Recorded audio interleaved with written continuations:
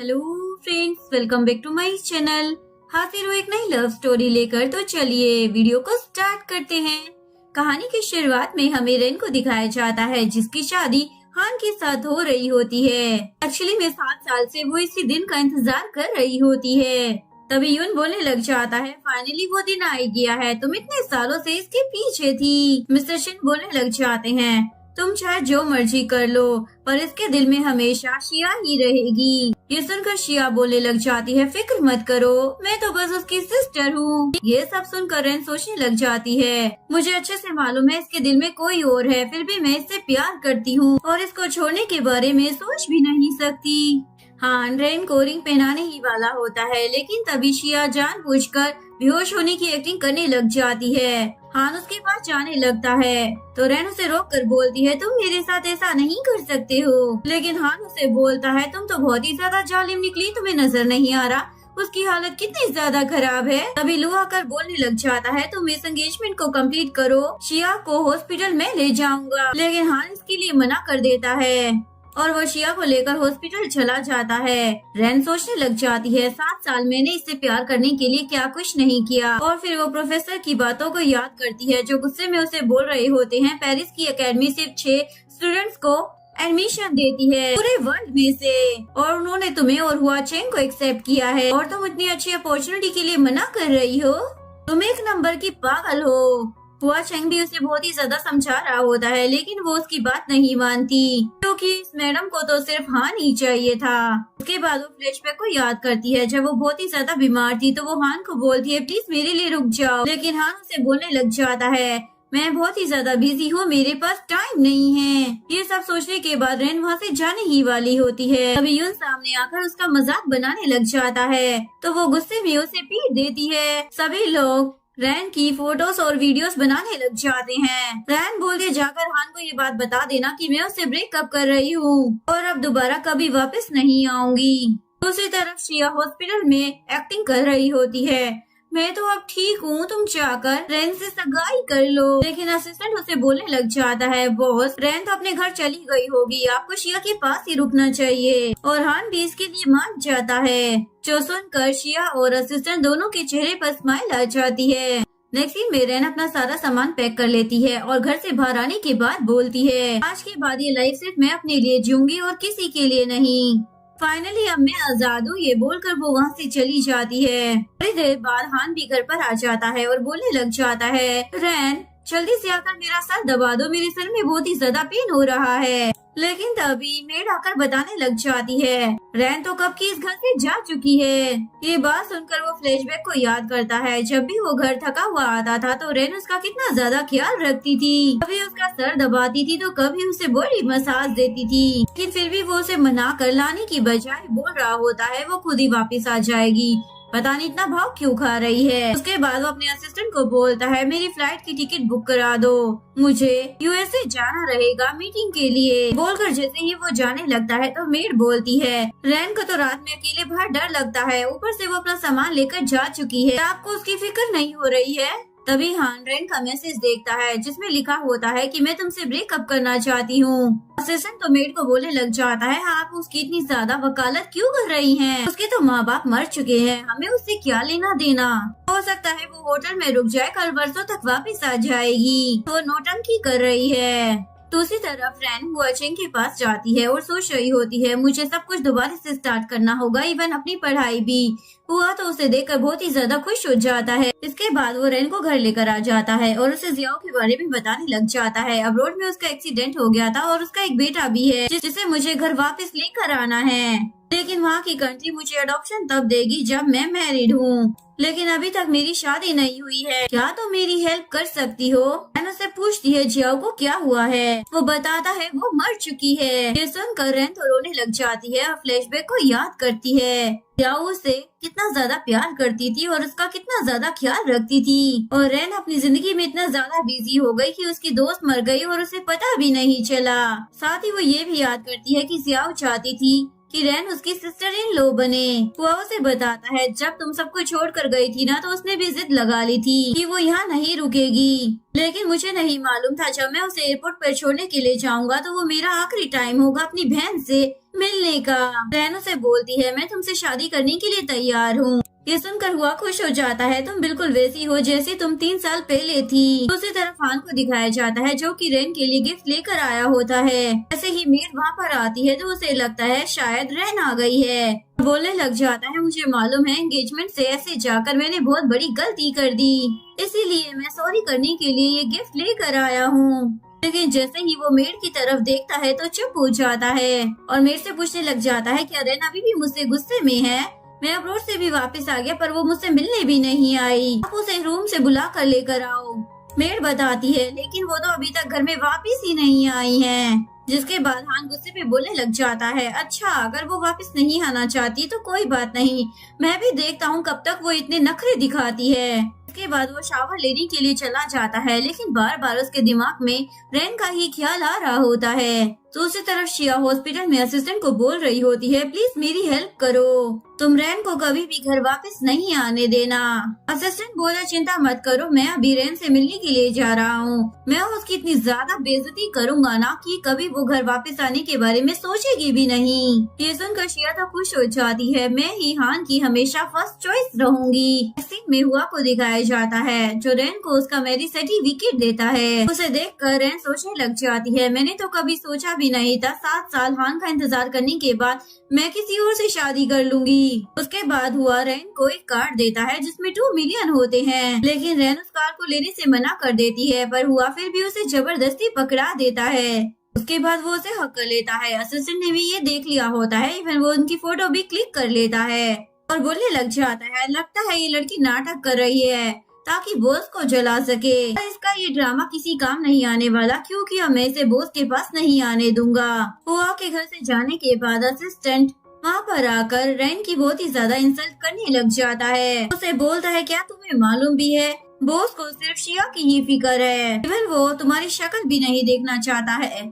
ऐसे ही वो उसकी इंसल्ट की जा रहा होता है पर रैन ने वो सारी बातें रिकॉर्ड कर ली होती है और उसे बोलती है मेरी एक बात याद रखना, अगर तुम्हारी जॉब चली गई ना तो शिया भी तुम्हारे लिए कुछ नहीं कर पाएगी और फिर तुम अपने उस जुआरी डैड के पैसे कैसे चुकाओगे क्योंकि कर्जे में डूबा हुआ है, इसलिए यहाँ से दफा हो जाओ, मुझे तुम्हारी शक्ल नहीं देखनी है। ये बोलकर वो दरवाजा बंद कर देती है। इसके बाद असिस्टेंट हान को कॉल कर बोलता है मैं रैन को ढूंढने के लिए आया था पर यहाँ पर वो किसी और लड़की के साथ फ्लर्ट कर रही है, मैंने उसे अपनी आंखों से देखा है। लेकिन तभी असिस्टेंट को उसके डैड की कॉल आ जाती है, मुझे 200,000 युआन चाहिए, प्लीज मुझे जल्दी से सेंड कर दो वरना हम दोनों ही सड़क पर आ जाएंगे। अपने डैड को बोलता है ठीक है मैं पैसे भेजता हूँ, लेकिन वो परेशान हो चुका होता है क्योंकि रैन ने भी उसे धमकी दे रखी होती है और वो दोबारा से दरवाजा नॉक करने लग जाता है। रैन आकर उसे बोलती है तुम अभी तक यहाँ से गए क्यों नहीं?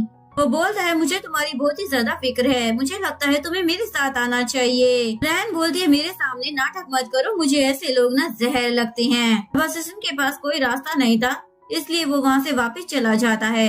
जैसे ही वो ऑफिस में हान के पास आता है तो हान की तबीयत बहुत ही ज्यादा खराब होती है। हान बोलता है मुझे फिर से स्टमक पेन हो रहा है और जैसे ही वो अपने कोट की पॉकेट में मेडिसिन ढूंढने लग जाता है तो उसे वो मेडिसिन नहीं मिलती। तभी वो फ्लैशबैक को याद करता है जब रैन उसके पास होती थी तो हर वक्त वो मेडिसिन उसके पास होती थी। इसके बाद हान उठकर कहीं पर चला जाता है। इधर हमें रैन को दिखाया जाता है जो हुआ से फोन पर बात करते हुए आधी रात को घर वापस आती है क्योंकि हुआ तो अब्रोड जा चुका होता है सियाओ के बेटे को लेने के लिए। रैन अपना सारा सामान जैसे ही रखती है तभी लाइट ऑन हो जाती है और अपने सामने वो हान को देखकर काफी ज्यादा शौक हो जाती है। हान उसे बोलता है ये सारा ड्रामा बंद करो और मेरे साथ वापस चलो, लेकिन रैन बोलने लग जाती है तुमने सबके सामने मेरा मजाक बना कर रख दिया, तुमने किसी को मुझे मुंह दिखाने लायक नहीं छोड़ा और अब मुझे वापस चलने के लिए बोल रहे हो।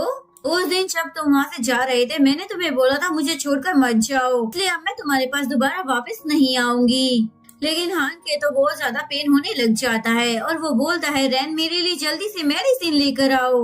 रैन बोलती है अगर तुम्हें मेडिसिन चाहिए तो हॉस्पिटल चले जाओ, मैं यहाँ पर तुम्हारी नौकर थोड़ी हूँ, अगर तुम यहाँ से नहीं जा रहे हो तो मैं खुद ही वहाँ से चली जाती हूँ। ये कहकर वो वहाँ से जाने लगती है। अभी असिस्टेंट भागते हुए वहाँ पर आ जाता है और बोलता है बॉस यहाँ से चलते हैं, लेकिन उसका बॉस तो नीचे पड़ा हुआ होता है। ये देखकर वो रैन को बोलने लग जाता है तुम इतनी ज्यादा पत्थर दिल कैसे हो सकती हो, तुम बिल्कुल बदल गई हो। ये सुनकर वो एम्बुलेंस को कॉल कर देती है और हान को बोलती है, मैंने तुम्हारे लिए एम्बुलेंस बुला दी है। देखो जरा, मैं बिल्कुल नहीं बदली, पहले जैसी ही हूँ। इसके बाद रैन अपना मुंह फेर लेती है क्योंकि उसकी आंखों से आंसू आ रहे होते हैं। उसके बाद वो असिस्टेंट को बोलती है, मैं डॉक्टर नहीं हूँ जो इसका इलाज करूँ, इसे यहाँ से ले जाओ। नेक्स्ट सीन में हान हॉस्पिटल में होता है। असिस्टेंट शिया को कॉल कर सारी बात बता देता है। शिया बोलती है, मेरी फ्लाइट बुक कराओ, मैं वहीं पर आने वाली हूँ। जिसके बाद असिस्टेंट उसके लिए फ्लाइट बुक करा देता है। नेक्स्ट सीन में रैन को दिखाया जाता है जो कैनवस पर पेंटिंग कर रही होती है। तभी पीछे से हुआ आता है जो उसे कॉल करते हुए बोल रहा होता है, जरा पीछे मुड़ कर तो देखो। हुआ को देखकर रैन तो काफी ज्यादा खुश हो जाती है और भागते हुए उसके पास जाती है। वो बोलती है, तुमने तो मुझे बताया ही नहीं कि तुम आने वाले हो, मैं तुम्हें एयरपोर्ट पर लेने आ जाती ना। हुआ बोलता है, अगर मैं तुम्हें बता देता तो तुम्हें सरप्राइज कैसे देता। रैन उससे बेबी के बारे में पूछने लग जाती है। हुआ बोलता है वो नैनी के पास है और उसे बोलता है, हमें 2 बजे प्रोफेसर लिन से मिलने के लिए जाना है। ये सुनकर रैन बोलती है, शुक्र है कि तुम मेरे साथ हो, वरना अकेले तो मैं कभी भी प्रोफेसर लिन से मिल ही नहीं पाती। वह बोलता है, फिक्र मत करो, कोई भी चीज तुम्हें हर्ट नहीं कर सकती है। जो भी चीज तुम्हें हर्ट करने के लिए आएगी ना, पहले वो मुझे करेगी। दूसरी तरफ हान को दिखाया जाता है जो बेहोशी में भी रैन को ही याद कर रहा होता है, जब वो उसका कितना ज्यादा ख्याल रखती थी। इन सब चीजों को याद कर जैसे ही वो उठकर बैठता है तो अपने सामने शिया को देखता है। हान उससे पूछता है, तुम यहाँ पर क्या कर रही हो? शिया बोलती है, मुझे असिस्टेंट ने तुम्हारे बारे में बता दिया था, मुझे तुम्हारी टेंशन होने लग गई थी, इसलिए मैं तुम्हारे पास आ गई। ये सुनकर हान असिस्टेंट पर गुस्सा करने लग जाता है, तुम्हें ये बात शिया को नहीं बतानी चाहिए थी। तो असिस्टेंट सॉरी बोलने लग जाता है। क्या बोलती है, असिस्टेंट को तो तुम्हारी फिक्र थी इसलिए उसने ऐसा किया, तुम इस पर गुस्सा मत करो। और बोलती है, मुझे वैसे तुम्हें कुछ बताना है। जिसके बाद वो उसे हुआ और रैन की फोटो उसे दिखा देती है। पहले तो मुझे इस फोटो पर यकीन ही नहीं आया, पर देखो जरा, ये तुम्हारी रैन ही है, पता नहीं इसने किसको हक किया है। हाँ तो उस पिक्चर को देखकर काफी ज्यादा गुस्सा करने लग जाता है। शिया बोलने लग जाती है, ये सब कुछ मेरी वजह से ही हुआ है, अगर मैं पार्टी में बेहोश ना होती तो ये सब कुछ कभी नहीं होता। ये सब सुन और देख कर हान की तो तबीयत खराब होने लग जाती है और बोलता है, जल्दी से डॉक्टर को बुलाओ। इधर रैन प्रोफेसर लिन से मिलने के लिए गई होती है। प्रोफेसर लिन उसे बोलने लग जाते हैं, तुम्हारे पास एक और नई अपॉर्चुनिटी है, अगर तुम इसे अवेल करना चाहो तो।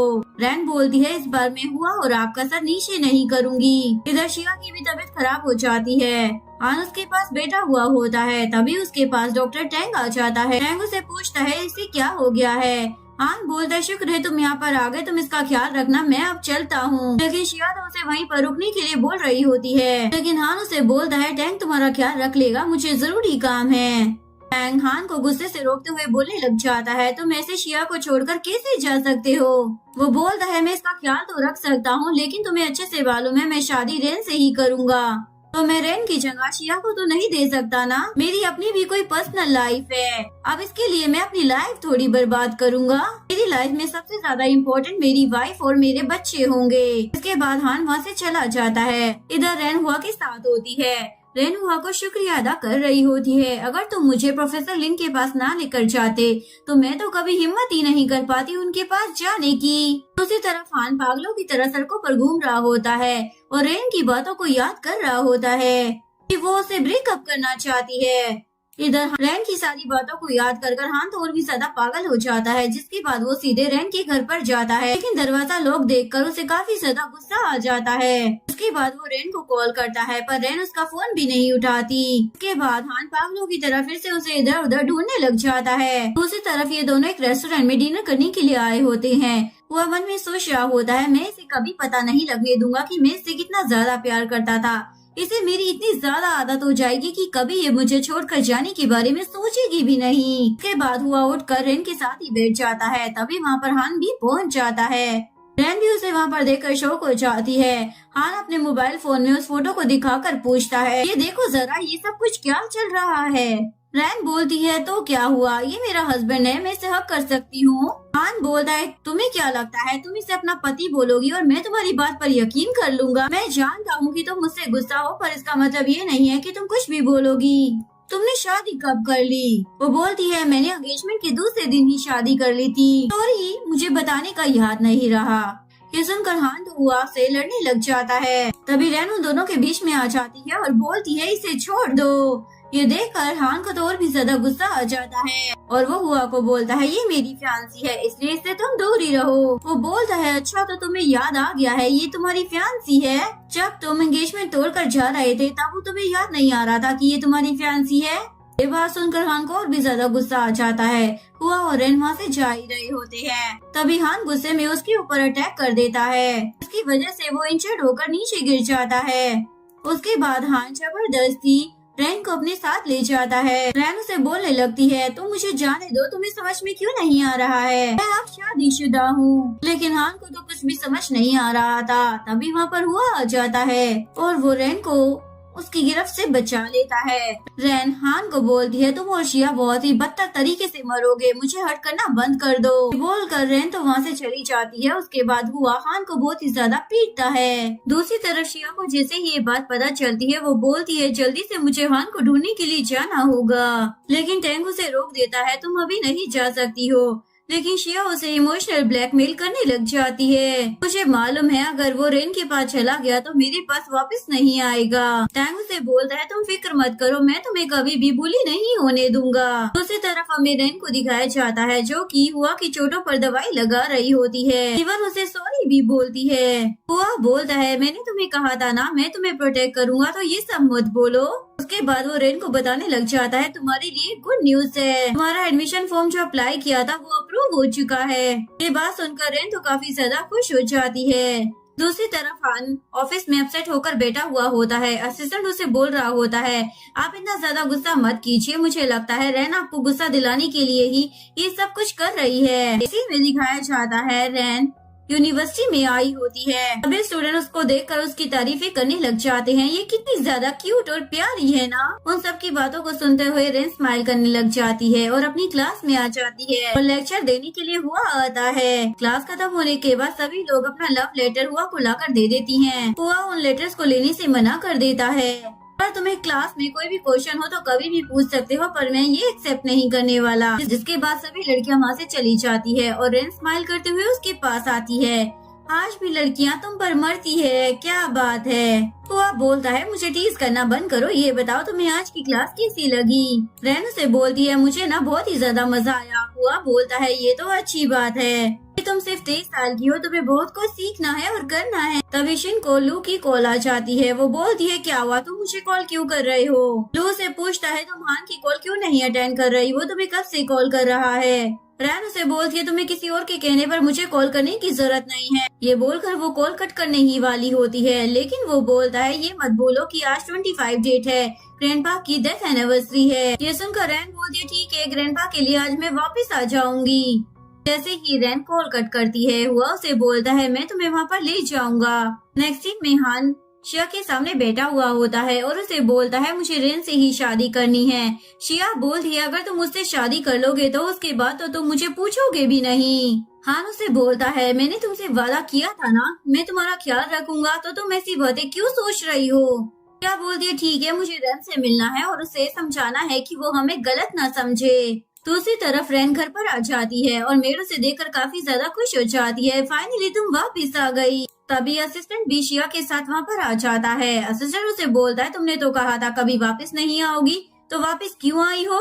शिया उसे बोलने लग जाती है तुम मुझे और हान को गलत समझ रही थी, हमारे बीच में ऐसा कुछ भी नहीं है। वो बोलती है मैं तुम्हारे इन ड्रामों से परेशान हो चुकी हूँ, इसलिए मेरे सामने ये ड्रामा करना बंद कर दो। शिया को तो बहुत ही ज्यादा गुस्सा आ रहा होता है, लेकिन हान को वहाँ पर आता देखकर चुप हो जाती है। जैसे ही रेन हान को देखती है तो सोचती है ये शिया एक नंबर की घटिया लड़की है, इसे तो सिर्फ प्रिटेंड करना ही आता है। नेक्स्ट सीन में वो ग्रैंडपा की तस्वीर के सामने प्रे कर रही होती है मुझे माफ करना, आप चाहते थे मैं हमेशा इस घर में रहूं, पर मैं आपकी इस इच्छा को पूरा नहीं कर पाई।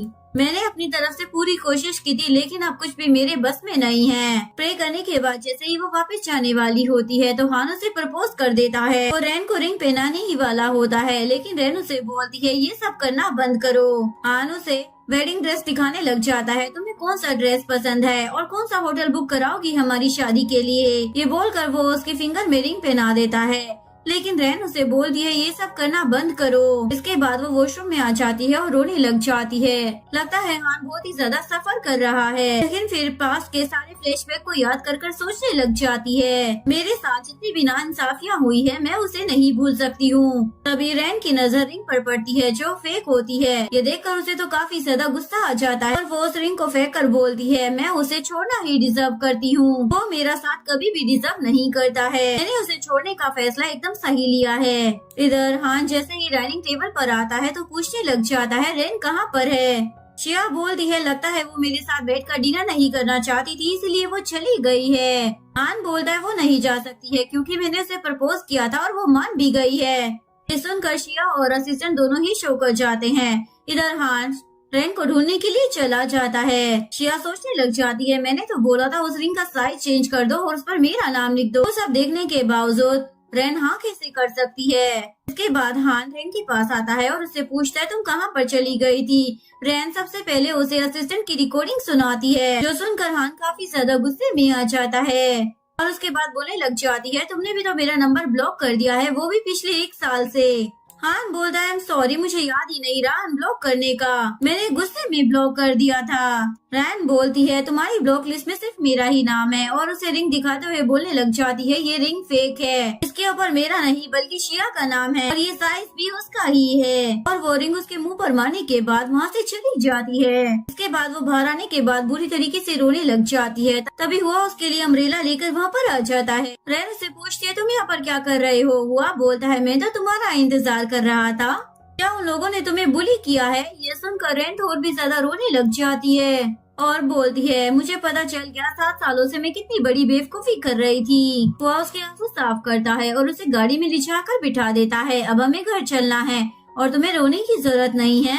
इधर हान उस रिंग को बड़े गौर से देख रहा होता है और उसे समझ में आ जाता है आखिरकार रैन उस पर इतना ज्यादा गुस्सा क्यों कर रही थी। और उस रिकॉर्डिंग को याद कर कर तो उसे और भी ज्यादा गुस्सा आ जाता है। अगले दिन वो अपने असिस्टेंट को अपने ऑफिस में बुलाकर उससे सारी पूछताछ करने लग जाता है। असिस्टेंट को लगता है वो फंस चुका है इसलिए वो हान से माफी मांगने लग जाता है, लेकिन हान उसे जॉब से निकाल देता है। मैं तुम्हारी शक्ल भी नहीं देखना चाहता, तुम्हारे पास सिर्फ 10 दिन है, उसके बाद मेरी नजरों के सामने से भूल जाना। लेकिन असिस्टेंट उससे रिक्वेस्ट करने लग जाता है। हान बोलता है अगर तुम रैन को मेरे पास वापस लेकर आ जाओ या फिर उससे माफी मांग लो तो हो सकता है उसके बाद मैं तुम्हें माफ कर दूं।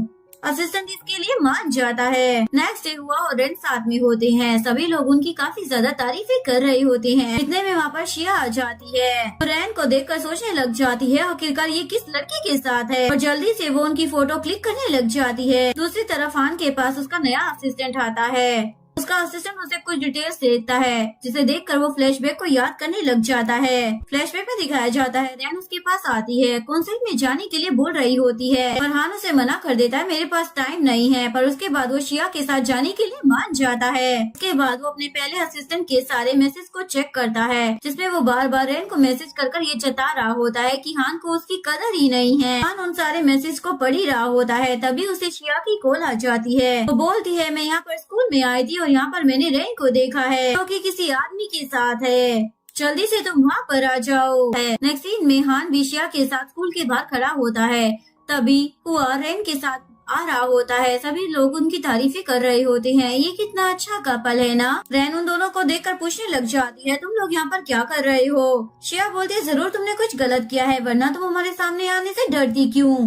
रैन बोलती है मुझे तुम्हारी बातों से कोई फर्क नहीं पड़ता क्योंकि मेरा हान के साथ ऑलरेडी ब्रेकअप हो चुका है, इसलिए मैं हान को अब कोई भी चीज एक्सप्लेन नहीं करने वाली। लेकिन हान बोलता है मैं इस ब्रेकअप को नहीं मानता, मैं मानता हूँ उस रिंग की वजह से मैंने बहुत ही बड़ी गलती की है पर मुझे माफ कर दो, जरूर वो एक मिसअंडरस्टैंडिंग है। वो उसे बोलने लग जाता है तुम्हें क्या लगता है इसकी नाराजगी सिर्फ एक रिंग की वजह से है। ये सब कुछ तुम्हारे एटीट्यूड और बिहेवियर की वजह से है, तुम्हें ये बात समझ क्यों नहीं आती है। इसके बाद हुआ और हान में लड़ाई शुरू हो जाती है। ये देखकर सभी स्टूडेंट्स बोलने लग जाते हैं प्रोफेसर हुआ पहली बार किसी लड़की के लिए फाइट कर रहे हैं। रैन फाइट को खत्म करवाती है और हुआ को बोलती है ये मुझे बार बार बोल रहा है तो मुझे इसके साथ जाने दो, अब मैं सब कुछ ठीक कर कर ही वापस आऊंगी। ये बात सुनकर हान उसका हाथ पकड़कर उसे अपनी गाड़ी में बिठा लेता है। ये देखकर शिया को तो बहुत ही ज्यादा गुस्सा आ जाता है। इसके बाद हान उसे बताने लग जाता है मैंने असिस्टेंट को जॉब से निकाल दिया है।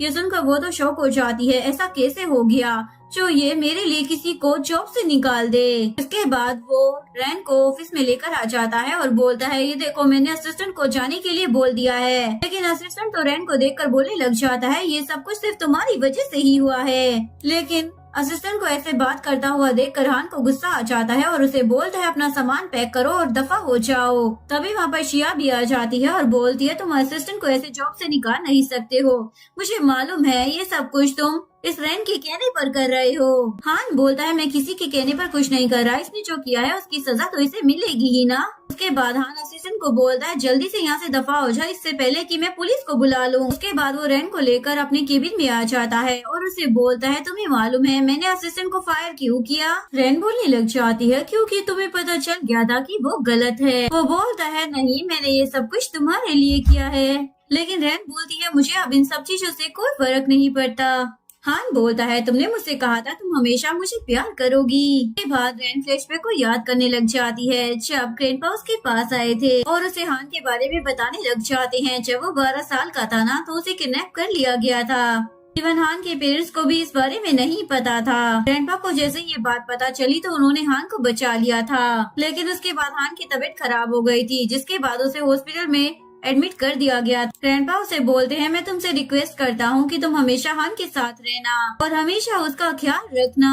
प्रेजेंट में रैन उसे बोल रही होती है मैंने तुम्हें कहा था मैं हमेशा तुम्हें प्यार करूंगी पर आखिर में तुम भी हार गए और मैं भी, यानी कि मेरी बात गलत थी इसलिए अब उस बात को छोड़ दो। और बोलने लग जाती है तुमने असिस्टेंट को फायर कर दिया वो तो ठीक है पर यहाँ पर बहुत सारे लोग हैं और सबसे बड़ी मुसीबत तो वो शिया की बच्ची है। वो जब तक हमारे बीच में रहेगी ना तो हमारे बीच में तब तक कुछ ठीक नहीं हो सकता और अगर वो यहाँ पर रहेगी तो मैं नहीं रहूंगी। हान बोलता है शिया ने मुझे बचाया था इसलिए मैं उसके लिए रिस्पॉन्सिबल हूँ, उसका ख्याल रखना मेरा फर्ज है। ये सुनकर वो बोलती है ठीक है मेरी एक शर्त है, मैं तुम्हें एक चैलेंज देती हूँ, पूरा एक दिन तुम शिया की साइड बिल्कुल भी नहीं लोगे, तुम सिर्फ मेरे साथ ही खड़े रहोगे और मेरी ही साइड लोगे। पर एक दिन के लिए तुम इस चैलेंज को एक्सेप्ट कर पूरा कर लेते हो तो मैं तुम्हें एक और चांस दे दूंगी। अगर तुम ऐसा नहीं करना चाहते हो तो तुम मना कर सकते हो। लेकिन हान इसके लिए मान जाता है। लेकिन तभी हान को आवाज आती है शिया खुद को हट करने की कोशिश कर रही है। लेकिन हान तो बिना सोचे समझे वहाँ से चला जाता है। जैसे ही वो शिया को गोद में उठाता है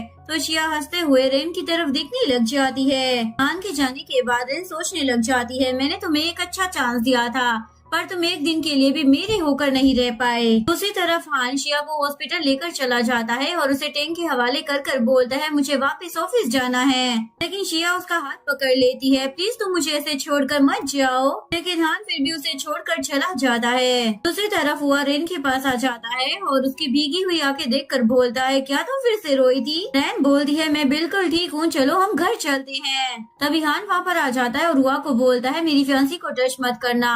ये बोलकर वो रैन का हाथ पकड़ने लग जाता है लेकिन रैन अपना हाथ छुड़वा लेती है। हान बोलता है तुम्हें क्या हो गया है, अभी तो हमारी डील हुई थी। रैन बोलती है हमारी डील हुई थी, अब तुम्हें याद आया, जब तुम शिया के पास गए थे तब तुम्हें याद नहीं रहा।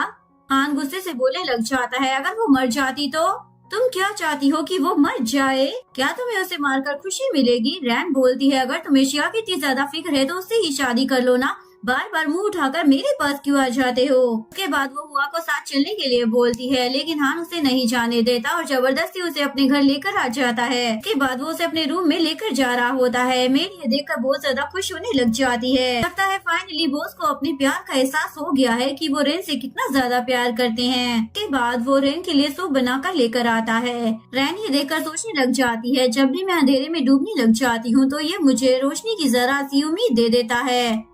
उस रोशनी की किरणें में जैसे ही मुझे लगता है कि उजाला होने वाला है तो फिर से ये मुझे अंधेरे में फेंक देता है। आखिरकार ये चाहता क्या है। हान उससे बोलता है आज ही हम मैरिज सर्टिफिकेट लेने के लिए जाएंगे लेकिन वो मना कर देती है जिसके बाद वो उसे जबरदस्ती सिविल मैरिज ब्यूरो लेकर आ जाता है। रैन उसे बोलती है मैं तुम्हारे साथ वेडिंग फोटो क्लिक नहीं करवाऊंगी। लेकिन हान बोलता है जब हमारी एंगेजमेंट की अनाउंसमेंट हुई थी तुमने मेरे साथ वेडिंग फोटो क्लिक करवाई थी, क्या तुम भूल गई हो? और वो जैसे ही सामने बैठी हुई लड़की को मैरिज सर्टिफिकेट बनाने के लिए बोलता है तो वो लड़की बताती है इनकी शादी तो पहले ही हुआ चैन के साथ रजिस्टर हो चुकी है, हम आपको मैरिज सर्टिफिकेट नहीं दे सकते हैं। जैसे ही हान को ये बात पता चलती है उसके तो तोते उड़ जाते हैं, ऐसा कैसे हो सकता है? एन बोलती है मैंने तो तुम्हें पहले ही बता दिया था पर तुम्हें तो मेरी बात पर भरोसा ही नहीं हो रहा था, लगता है अब तो हो ही गया होगा और अब मुझे पूरा यकीन है तुम कभी भी मुझे परेशान नहीं करोगे, चलो मैं चलती हूँ। जैसे ही वो बाहर आती है तो वहाँ पर हुआ भी आ जाता है और रेन से पूछने लग जाता है क्या तुम ठीक हो? हुआ को देखकर हान को तो काफी ज्यादा गुस्सा आ जाता है और वो उसे मारने के लिए आता है। तुम्हारी हिम्मत कैसे हो गई रेन से शादी करने की? तुरंत तुम इसे डिवोर्स दे दो, तुम्हें जितने पैसे चाहिए मैं तुम्हें दूंगा। हुआ तो हंसने लग जाता है, मुझे मालूम है मैं तुम्हारे जितना रईस नहीं हूँ पर कुछ चीजें पैसों से खरीदी नहीं जाती हैं। रैन हुआ को वहाँ से चलने के लिए बोलती है। हान तो रोने लग जाता है, प्लीज एक बार बोल दो कि तुम मुझसे प्यार करती हो, बोल दो कि तुम मुझे छोड़कर कहीं नहीं जाओगी। लेकिन रैन बोलती है अपने ये दिमाग का फितूर बाहर निकाल दो क्योंकि ऐसा मैं कुछ नहीं करने वाली हूँ, इसलिए तुम जितनी जल्दी हकीकत को एक्सेप्ट कर लोगे तुम्हारे लिए उतना ज्यादा अच्छा होगा। उसके बाद वो हुआ का हाथ पकड़कर तुरंत वहाँ से चली जाती है। हान वहीं पर बैठकर बच्चों की तरह रोने लग जाता है, उसे ब्लड वोमिट आ जाती है और वहीं पर बेहोश हो जाता है। रैन भी गाड़ी में बैठकर रो रही होती है। हुआ उसे पूछता है तुम ठीक तो हो ना? रैन बोलती थोड़ा रोना जरूरी है पर जो आज हुआ वो होना भी जरूरी था, चलो अब हम घर चलते हैं। ये बोलकर वो घर के लिए निकल जाते हैं। मॉर्निंग जैसे ही हान को होश आता है तो वो अपने सामने लू को देखता है। वो लू से पूछता है तुम यहाँ पर कैसे आए? लू बोलता है तुम्हारे बेहोश होने के बाद तुम्हें हॉस्पिटल लाया गया था और जब मैंने तुम्हें कॉल की तो नर्स ने बताया कि तुम यहाँ पर हो, इसलिए मैं तुरंत तुमसे मिलने के लिए यहाँ पर आ गया। और उसे बोलता है ये तो अच्छी बात है ना, रहने किसी और से शादी कर ली, तुम उसका पीछा छोड़ क्यों नहीं देते हो? हान बोलता है ये अच्छी बात कैसे है? लू बोलता है मैं तुम्हारे बचपन के बारे में सब कुछ जानता हूँ कि तुम्हारे साथ क्या हुआ था। आखिरकार तुम रेन की जिंदगी क्यों बर्बाद करना चाहते हो जबकि तुम जानते हो कि तुम उसमें इंटरेस्टेड नहीं थे और ना ही उससे प्यार करते हो। वो भी तो खुश रहना डिजर्व करती है ना, अगर तुम उसके साथ रहोगे तो उसे सैडनेस ही मिलेगी, इसके अलावा और कुछ भी नहीं। लेकिन हाँ तो रोने लग जाता है, मुझे बस वो चाहिए, उसके अलावा कुछ भी नहीं। दूसरी तरफ रैन अपनी पेंटिंग प्रोफेसर लिन को आकर दिखाती है, जो प्रोफेसर लिन को इतनी ज्यादा पसंद आती है कि वो बोलते हैं मैं इसे गवर्नमेंट को भेज रहा हूँ, मुझे पूरा यकीन है कि ये कंपटीशन तो हम ही जीतेंगे। इसके बाद ये दोनों वहाँ से बाहर आ जाते हैं। हुआ उसे बोलता है अगर मैं तुमसे कुछ मांगूंगा तो क्या तुम मेरी बात मानोगी? रैन मान जाती है लेकिन बोलती है पहले कुछ इम्पोर्टेंट काम है जो हमें खत्म करने होंगे। हुआ बोलता है ठीक है तो पहले तुम अपने इम्पोर्टेंट काम खत्म कर लो क्योंकि तुम्हें तो पेरिस एकेडमी में भी जाना है। दूसरी तरफ शिया और असिस्टेंट गाड़ी में बैठकर उन दोनों को ही देख रहे होते हैं। असिस्टेंट उसे बोलने लग जाता है शिया तुम्हारे ब्रदर की डेथ एनिवर्सरी आने वाली है। वो बोलती हाँ मेरे ब्रदर की एक फेवरेट पेंटर भी है, मैं उसी की पेंटिंग खरीदूंगी। वो असिस्टेंट बोलता है सुना है कि 3 साल के बाद वो पेंटर सामने आया है। इसके बाद शिया हान के पास जाती है और उसे बोलती है क्या तुम्हें याद है नेक्स्ट वीक मेरे ब्रदर की डेथ एनिवर्सरी है, मैं उसके फेवरेट पेंटर से उसकी पेंटिंग खरीदना चाहती हूँ, तो नेक्स्ट वीक में क्या तुम मेरे साथ ऑक्शन पर चलोगे? इस पर हान ओके बोल देता है। शिया उसे हक करने की कोशिश करती है लेकिन हान उसे रोक देता है। वो बोलता है तुम्हारे ब्रदर ने मुझे बचाने के लिए अपनी जान दे दी, इसलिए मैं तुम लोगों का बहुत ही ज्यादा शुक्रगुजार हूँ, लेकिन मेरी अपनी भी कुछ लिमिट और बाउंड्रीज होती हैं। मेरी अपनी भी कुछ लिमिट्स हैं। शिया गुस्से में बोलने लग जाती है लेकिन रैन शादी कर चुकी है। हान बोलने लग जाता है ऐसा हो ही नहीं सकता है, वो कभी भी मुझे नहीं छोड़ सकती, वो झूठ बोल रही है। कल तुम्हारी ब्रदर की डेथ एनिवर्सरी अटेंड करने के बाद मैं तुम्हें अब्रॉड भेज दूंगा ट्रीटमेंट के लिए, तुम ठीक हो जाओगी और मैं रैन के पास चला जाऊंगा। सुनकर शिया को तो बहुत ही ज्यादा गुस्सा आ जाता है और बोलती है रैन की बच्ची तुम मुझसे बच कर रहना क्योंकि अब मैं तुम्हारा जीना हराम कर दूंगी। नेक्स्ट सीन में हुआ रैन के लिए ड्रेस लेकर आता है और उसे बोलता है तुम 3 साल के बाद वापस आई हो एज अ पेंटर, इसलिए ये ड्रेस मैं तुम्हारे लिए लेकर आया हूँ। रैन जैसे ही उस रेड ड्रेस को पहन कर आती है तो हुआ तो अपनी नजरें उसके ऊपर से हटा ही नहीं पाता और उसे बोलता है तुम सच में सबसे ज्यादा खूबसूरत पेंटर हो। सीन में एग्जीबिशन दिखाया जाता है जहाँ पर हान और शिया भी आए होते हैं। वो दोनों एक पेंटिंग के पास आते हैं तो सब लोग बोलने लग जाते हैं लूसी को 3 साल पहले इस पेंटिंग के लिए अवार्ड मिला था लेकिन उसके बाद उसने काम छोड़ दिया था। शिया सोचने लग जाती है ये तो वही पेंटर है जिसे मेरे ब्रदर बहुत ही ज्यादा पसंद करते थे।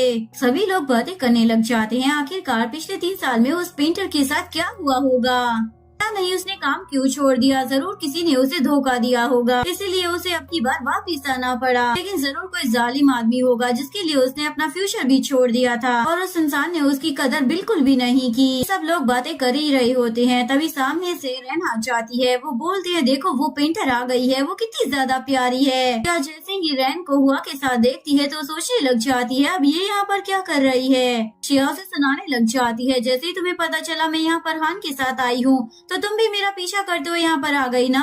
रैन बोलती है, मेरे पास तुम्हारे जितना फिजूल का टाइम नहीं है जो मैं लोगों के पीछे पड़ी रहूं। मेरे पास और भी इम्पोर्टेंट काम है करने को। वह बोलता है, चलो हमें देर हो रही है, हम चलते हैं। लेकिन हान और शिया उसे वहाँ से जाने नहीं देते।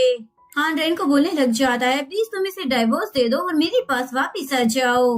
उसके बाद हुआ और हान में फाइट शुरू हो जाती है, लेकिन रैन उन्हें रोक देती है। उसके बाद वो हान को चाटा लगा देती है। हान रैन को पास्ट के कुछ फ्लैशबैक याद कराने लग जाता है। ये देखकर शिया रैन को धक्का देकर बोलने लग जाती है, क्या तुम इसको सेड्यूस करने की कोशिश कर रही हो। लेकिन ये सुनते ही रैन तो उसे चाटा धर देती है और बोलती है, मैं तुम्हारी और बकवास नहीं सुनने वाली। शिया हान को बोलने लग जाती है, मेरी भाई की जान चली गई तुम्हें बचाने के चक्कर में और तुम इससे मेरा बदला भी नहीं ले पा रहे हो। रैन हान को देखकर सोचने लग जाती है, इसने हमेशा फीलिंग्स को ही प्योरिटीज दी है रिस्पॉन्सिबिलिटी के ऊपर। और शिया की तरफ देखकर बोलती है, क्या तुम इस पेंटिंग को खरीदने के लिए आई हो।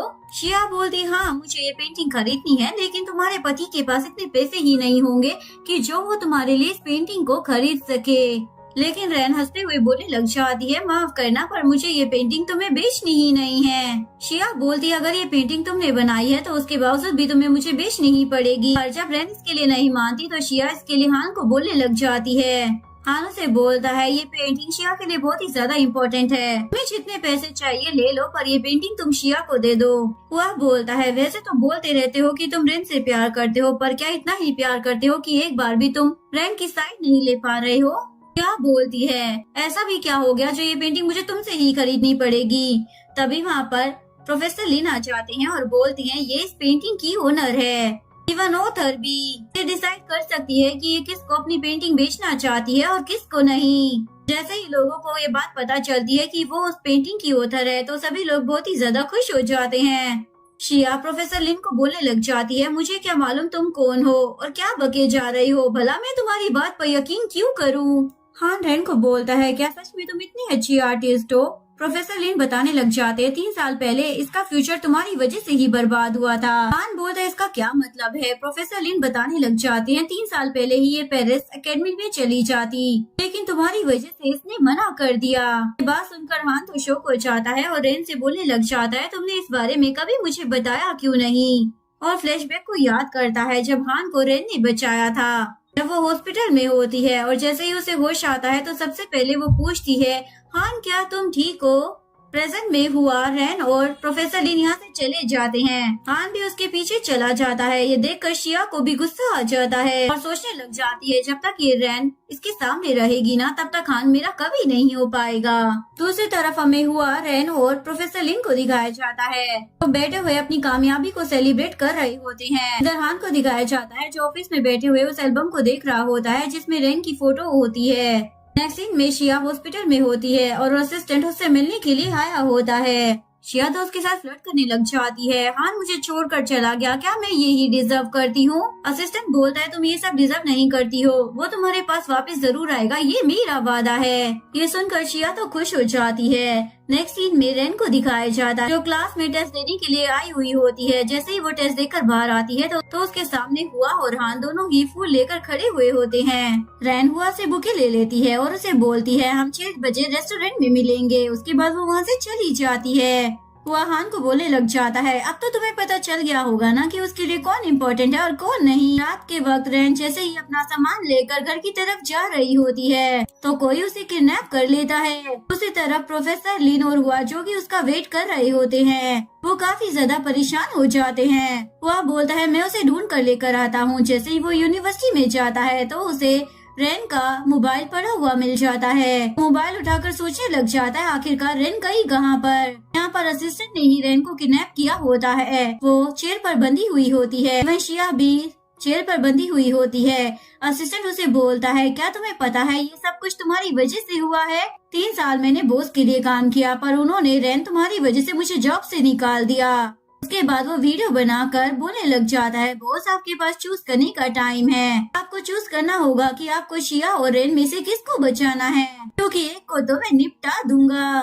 और ये वीडियो वो हान को सेंड कर देता है। इसके बाद हमें हुआ को दिखाया जाता है जो कि हान से मिलने के लिए उसके ऑफिस में गया होता है, लेकिन उसके बंदे उसे मिलने नहीं देते। तभी हान ऑफिस से बाहर आ जाता है।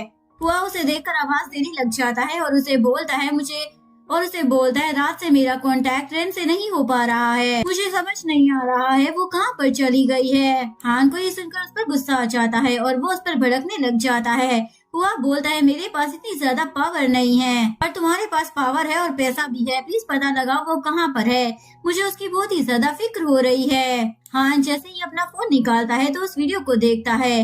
हुआ भी उस वीडियो को देखकर काफी ज्यादा परेशान हो जाता है। इसके बाद हान बोलता है, मैं उन सबको बचाने के लिए जा रहा हूँ, जल्दी से टीम रेडी करो और पैसे भी। हाँ, जैसे ही गाड़ी में आकर बैठता है तो सोचने लग जाता है, अगर 3 साल पहले वो एक्सीडेंट ना हुआ होता तो आज चीजें कुछ अलग होती। थोड़ी देर बाद हान असिस्टेंट के पास पहुंच जाता है और उसे 100 मिलियन देते हुए बोलने लग जाता है, मैं उन दोनों को बचाना चाहता हूँ, तुम ये सारे पैसे रख लो। लेकिन असिस्टेंट उसे चूज करने के लिए बोलता है। हान चूज नहीं करता तो असिस्टेंट रेन पर अटैक करने वाला होता है, लेकिन तभी हान ही असिस्टेंट के ऊपर अटैक कर देता है। हान को चोट लग जाती है। असिस्टेंट बोलता है, मैं ऐसा नहीं करना चाहता था। हान तो बेहोश हो जाता है और जैसे ही उसे होश आता है तो वो हॉस्पिटल में होता है। असिस्टेंट उसके पास आकर बताने लग जाता है, शिया और असिस्टेंट दोनों को ही पुलिस ने अरेस्ट कर लिया है और रेन यहाँ से जा चुकी है। असिस्टेंट के जाने के बाद हान सोचने लग जाता है, मैं उसे रोक नहीं पाया। नेक्स्ट सीन में रेन की ग्रेजुएशन सेरेमनी दिखाई जाती है। यहाँ पर हान और हुआ दोनों ही बुके लेकर आए होते हैं और रेन को डिसाइड करना था कि उसे किसे चूज करना है, लेकिन वो बस इस बारे में सोच ही रही होती है और यहीं पर कहानी एंड हो जाती है। अगर आपको वीडियो अच्छी लगी हो तो प्लीज वीडियो को लाइक करें, चैनल को सब्सक्राइब करें, न्यू अपडेट्स के लिए बेल आइकन का बटन प्रेस करें। मिलते हैं नेक्स्ट वीडियो के साथ, तब तक के लिए सारंगे, बाय बाय।